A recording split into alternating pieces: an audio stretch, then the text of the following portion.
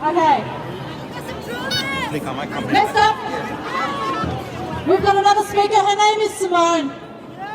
She's a mother, a teacher, and an advocate for families in distress.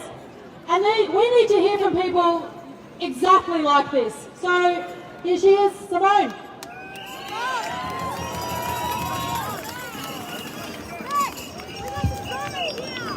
Sorry, man. Good afternoon, fellow warriors of Melbourne and regional Victoria. Thank you so much for having me. My name is Simone Palmer. I used to be a patriotic Australian, but this lawless, godless, soon-to-be motherless and fatherless nation we reside in, I do not recognise. This is not Australia! For at least a decade now, I have been a witness to this tyranny that is now fully unravelling before our very eyes. To protect those who I loved and my occupation, I fought on behind the scenes. Well, no more. They have unleashed a roaring lioness right now.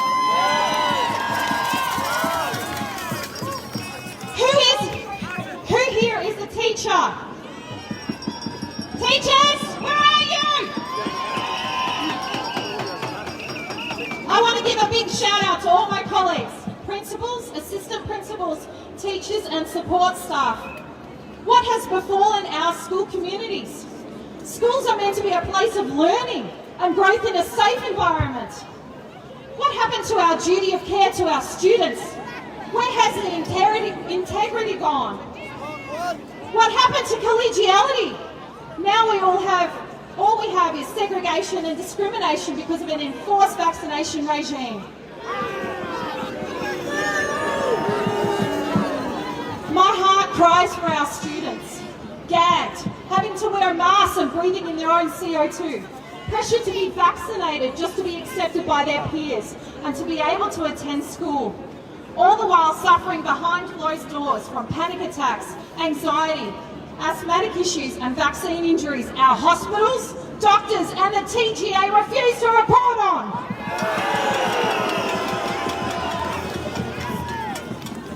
What happened to critical thinking and encouraging our children to just be children, to play, to explore, to question, to learn and to grow? We teach our children that they can be anything they want to be in this life. But the reality is their world that they are growing up in is wants to stifle their dreams and ambitions. The powers that be are wanting to breed fear, hatred and intolerance, enslaved by rules and a dictatorship that if they do not abide by those rules, they will be punished and become outcasts. Our school students have suffered enough. These past 2 years have been pure hell for our families. The isolation, segregation and breaking of the family unit needs to desist. Where are the true statistics on our children's and youth mental health? I would love it if they would report on the increase of suicide rates amongst our young people. Who is going to stand up and be accountable for the loss of these precious lives who have gone too soon? Our government? Our school communities? Our hospitals? Who is truly standing up for our children? We have a duty of care to the next generation. Now I want to address my fellow parents. Parents, where are you?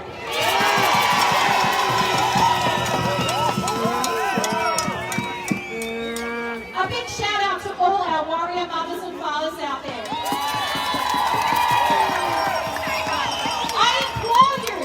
Educate your children.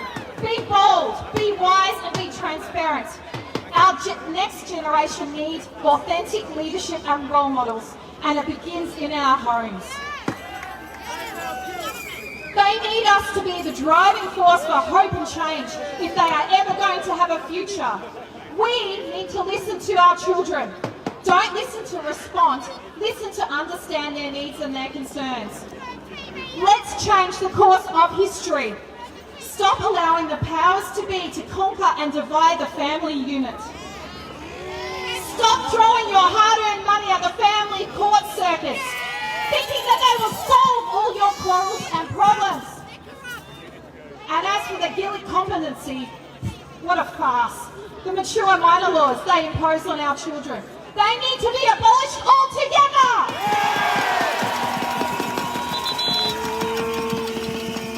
We, the protected parents of Victoria and Australia, know what is best for our country, for our children, not the government. Let's change the course of history. We were born for a God-given mission and purpose to make a difference in this world we live in. I may be just an ordinary, regular Australian, but I was meant to do something extraordinary. Be a voice for the voiceless and an advocate for families in distress.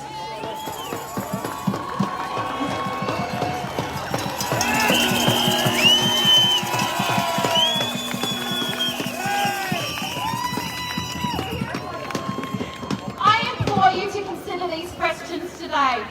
What will you do? What is convicting your heart? Whatever it is, follow through with it. Do not let fear stop you from what you were called to do in this life. For we were all born for such a time as this. Not next week, not next month, not next year when you get enough gumption. It's now.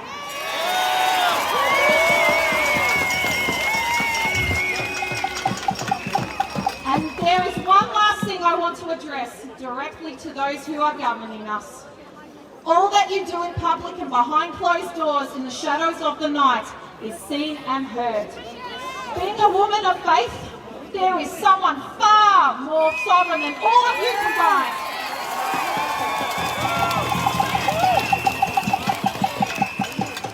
And if you do not turn from your wicked ways, you will be answerable to him.